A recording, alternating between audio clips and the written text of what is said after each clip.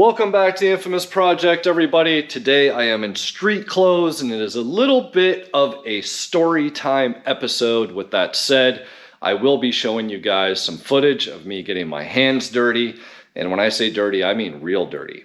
We're talking northern undercoating, northern salted rust, and dust particles and everything else everywhere. It's pretty nasty. So there's the disclaimer. This is going to be kind of a sad Foxbody story, but there is a silver lining. There always is a silver lining, or at least I hope there's always a silver lining. You know, like Project Foxbodies right here. This was an opportunity with a silver lining, I think.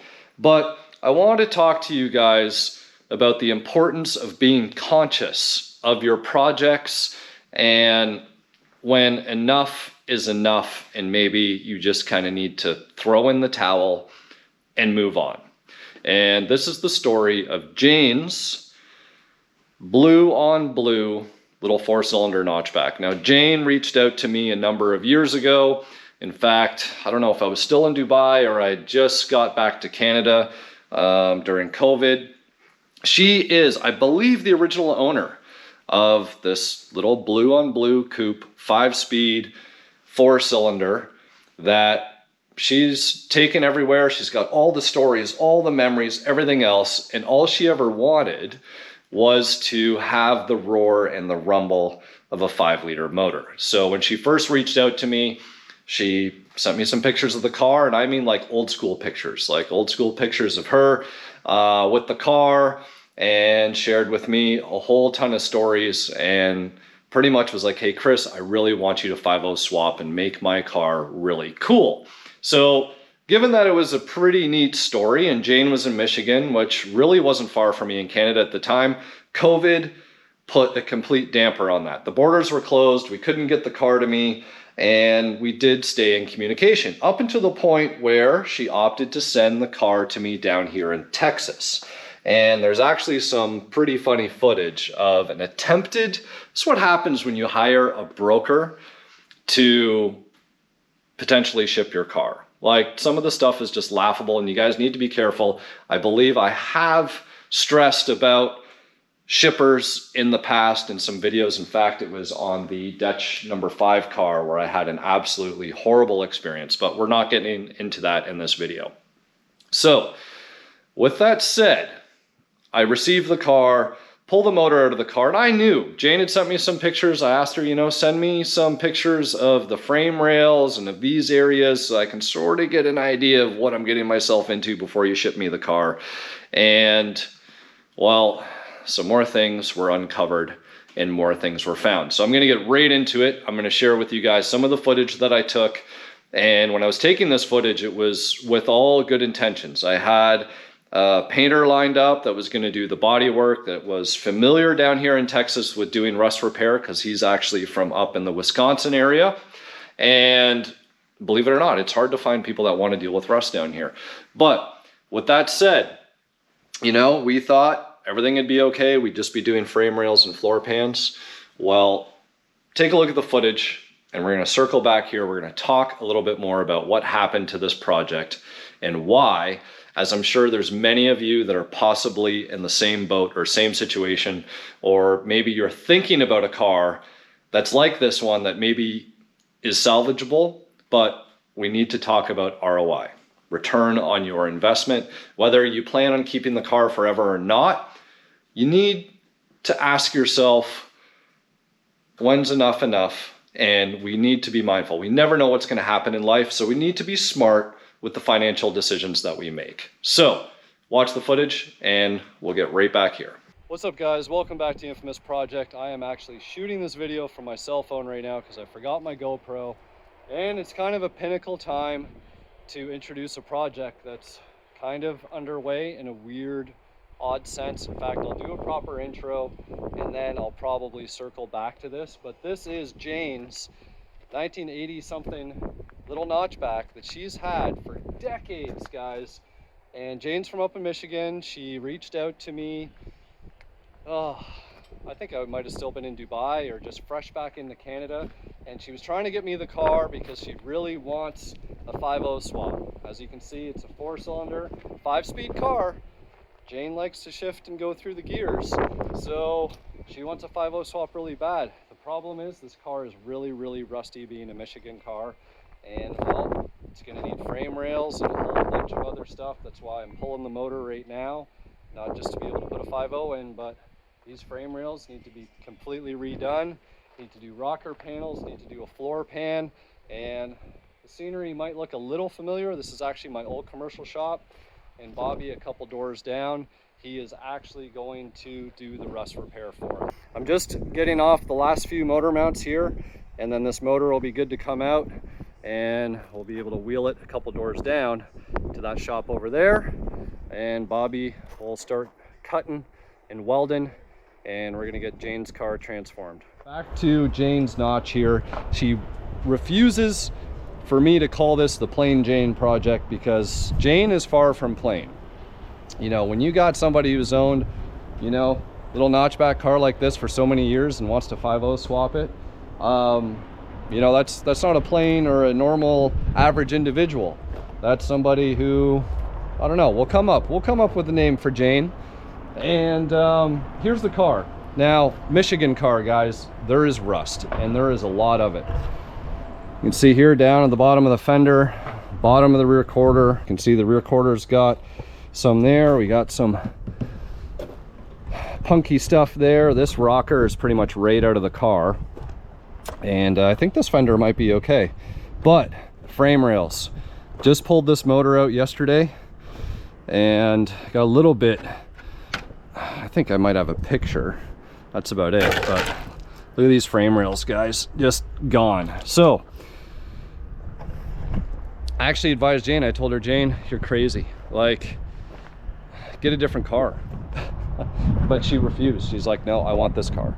So we've been talking for a long time. I told her that I would take this project on.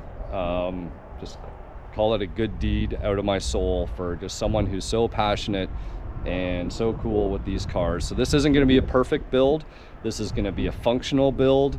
So we got all the metal in from LMR, and I'll be going over, you know, all those replacement panels once we wheel the car a couple doors over to Bobby's shop. And that's why the car is still here. Bobby has dealt with the rustiest stuff that I've seen in this area, and he's up from the north in Wisconsin, so he knows rust, and he's like the only person that really wanted to deal with this for me. And I guess that's the challenge when you're down in the south. People aren't used to rust. A lot of people don't want to deal with it. So anyways, the name of the game today, I've already started spraying, soaking some stuff down with penetrating fluid just to make sure that hopefully it'll make my life a little easier. I'm gonna rip as much stuff out of the engine bay as I can, probably start pulling some trim, pull the seats, get the carpet up because the floorboards are gonna have to get done, and hopefully we can get going. We'll wheel the car over to Bobby's, and he's not gonna waste any time, hopefully, and starting to cut and fab, weld, everything that needs to be in place. And then after that, we get to put in our 5.0 motor and wiring. Now, the car is already a 5-speed. We're going to reuse this transmission. Jane doesn't need tons of horsepower. She just needs functionality. So we're going to use the right pilot bearing. We're going to reuse her transmission. We're going to reuse her differential in the rear and just go over the suspension. I am going to put the, you know, larger brakes, larger factory brakes in the booster in the car, but that's pretty much going to be the extent of it. And it's going to be, you know, built on a budget, built to function and do what it needs to do. So stick around for Jane's project that we need a name for.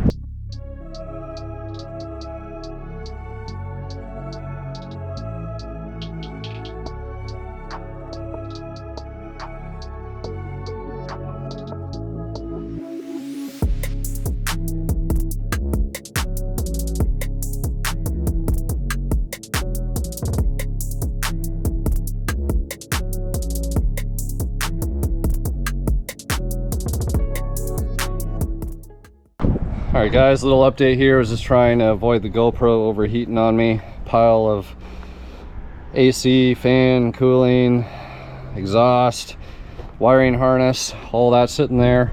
So you got the wiring harness pulled through the firewall on that side. So most of the frame rail over here is exposed, which is good. Like, look at this.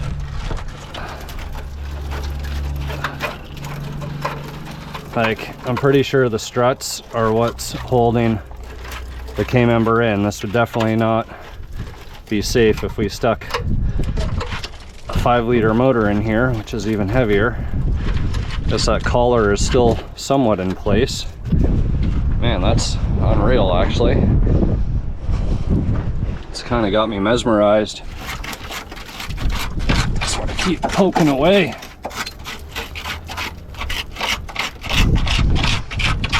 Look at that.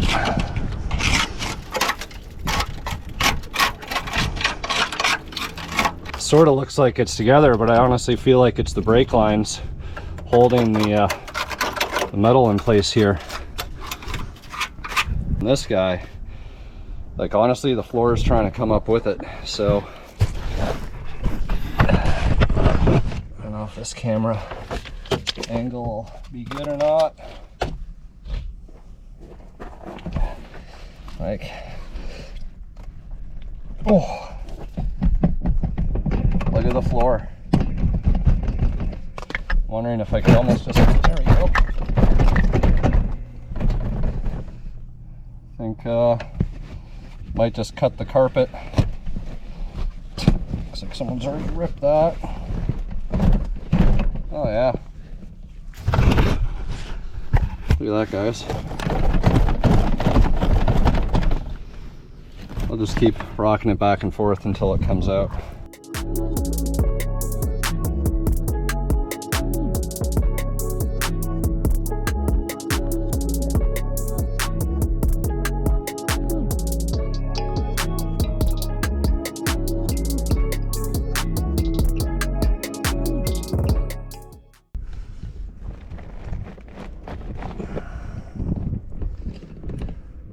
Yeah, like this. Just need to.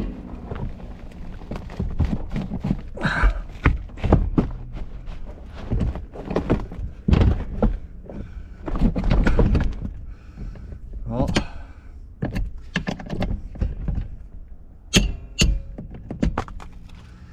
let's see, guys. Cut this carpet out around the seat belts.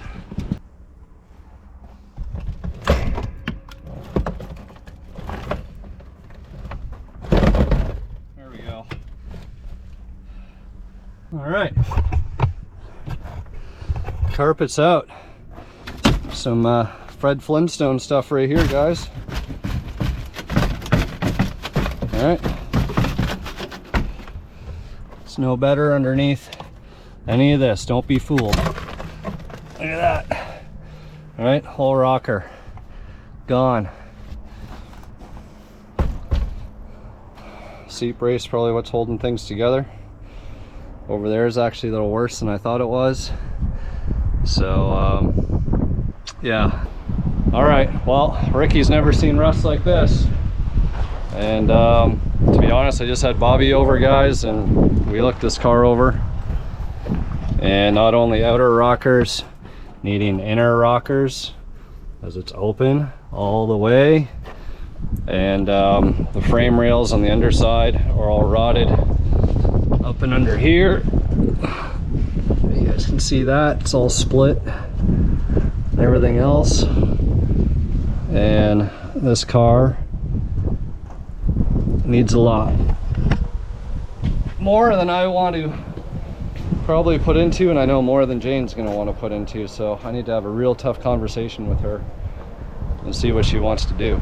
And but this is a stopping point for now, guys. Let you know what happens. All right, guys, so pretty scary stuff, right? In the sense of Foxbodies and wanting to restore something and put it all back together. So once all that was found, Jane had a budget, right? She knew what she wanted to spend to get the car where she wanted it to be. Now, unfortunately, 80%, if not more, of her budget would have been just in rust repair, and that wouldn't have even covered getting the car like completely repainted, because there was no, at that point of work where you need to get into not only the bottoms of the fenders, they were rotted out on the sections down here. They were rotted out underneath the fender extensions. Even LXs have little covers on the fender extension in the front, so they're rotted there. Rocker panels rotted out, and this whole rear quarter panel would have needed to be done. The lower sections in the back would have needed to be completely redone, you know, around the windshield trim, the A-pillars, and when you have like a blue metallic color, there's no just blowing that stuff in. You know, we couldn't have gotten away with just painting the lower half of the car. The whole car would have needed to have been painted, which would have meant that Jane just would have ended up with a rust repaired 4-cylinder with the motor out of it, and not living the dream that she wanted of having a 5.0 5-speed that she could roll up and show off to her friends and say, you know what, check out my car. You said I was not going to do it. And a lot of people were like, Jane, why? You know, you don't need that, this and that. But she was adamant to do it. And I got to give, you know, hats off, kudos to her. When you want something, go get it, right? So this is where I could have said, Jane, give me more money. Or I could have promised Jane that I would try and do it, and I could have done it half-assed. But when you have structural issues like this car had, like, guys, that is like unsafe rust. And we have seen the attempted chop shop style backyard nonsense, like the whole lower radiator support and everything rusted.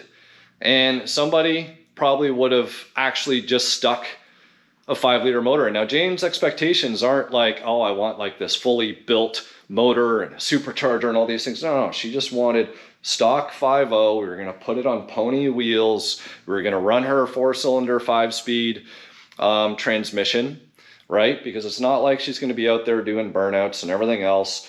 It would have sufficed for what Jane wanted.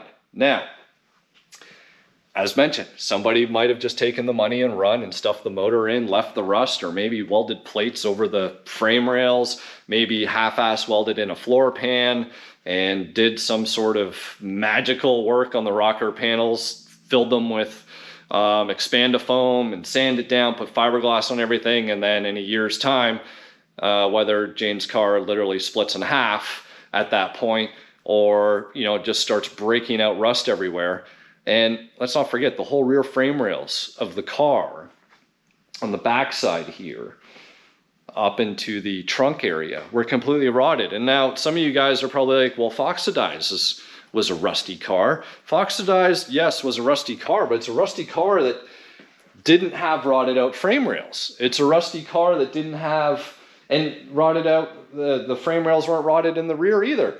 It didn't have rotted out rocker panels. The rockers are fully intact, which especially in a convertible are one of the most important structural points in these cars.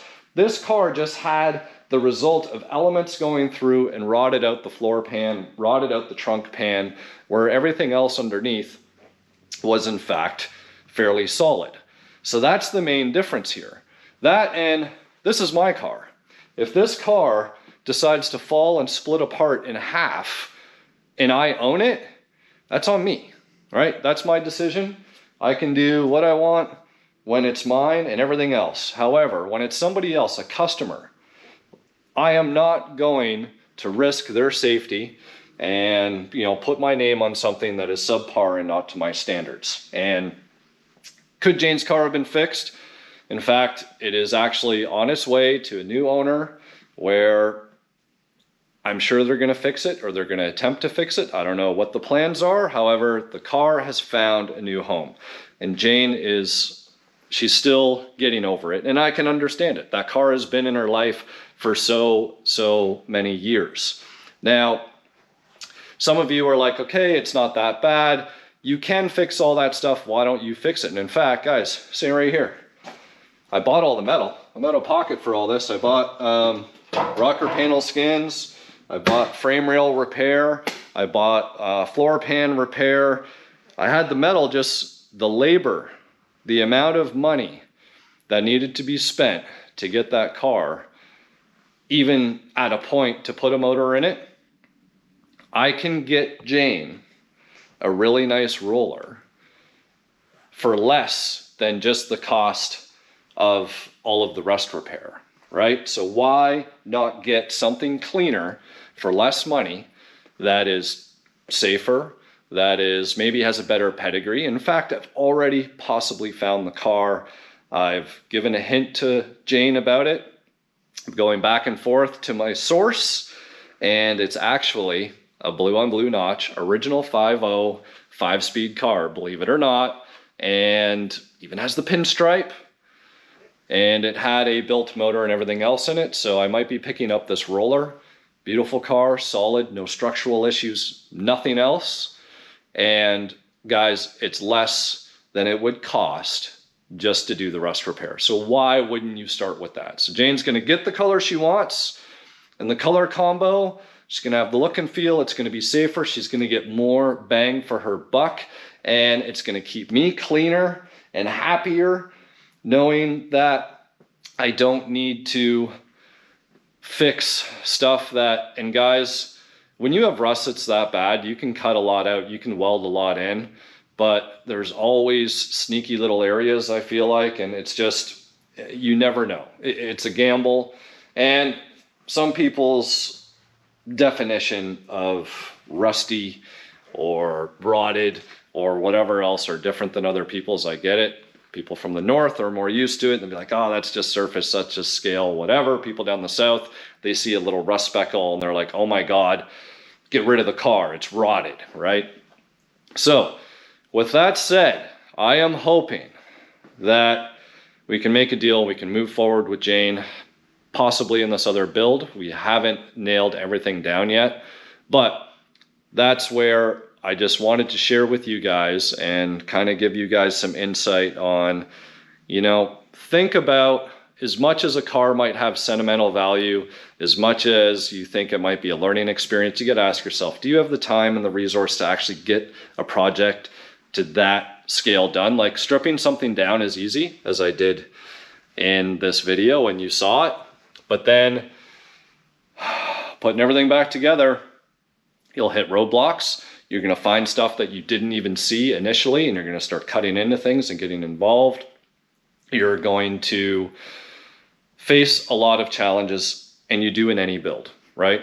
So when you have something of this magnitude, you're going to find even more. And the last thing that you want to do is go to your customer and say, oh, I'm really sorry, we need more money, right? And I would love to do everything as cheap as I could, but I don't need to stress to you guys this day and age on how expensive things have become. And if I can't make money, then I wouldn't be able to do these videos. I wouldn't be able to do what it is that I'm doing, right? So there is a balance.